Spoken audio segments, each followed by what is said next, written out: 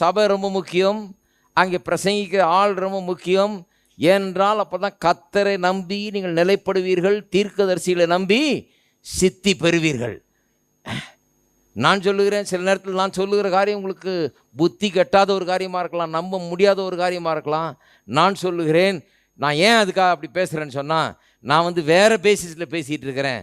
என்ன ஆகும்னு உங்கள் கையில் எவ்வளோ பலம் இருக்குது, உங்கள் காலில் எவ்வளோ பலம் இருக்குது, உங்கள் பாக்கெட்டில் எவ்வளோ காசு இருக்குன்றதை பற்றி நான் பேசலை. கர்த்தருடைய வாக்குத்தத்தம் என்ன சொல்லுகிறது, கர்த்தர் நமக்காக என்ன செய்து வைத்திருக்கிறார், எப்படிப்பட்ட அற்புதங்கள் நடக்கக்கூடும் என்கிற அடிப்படையில் நான் பேசி கொண்டிருக்கிறேன். ஆகவே நான் பேசுகிறது சில நேரத்தில் நம்ப முடியாத அளவுக்கு இருக்கலாம். நான் சொல்லுகிறேன், நம்புங்கள், அது உங்களுக்கு அப்படியே ஆகும். ஏனென்று சொன்னால் அது கர்த்தருடைய வார்த்தை. சித்தி பெறுவீர்கள். அப்ப பாருங்க, நம்முடைய நம்பிக்கை இல்லாத சூழ்நிலையில அற்புதத்தின் வார்த்தை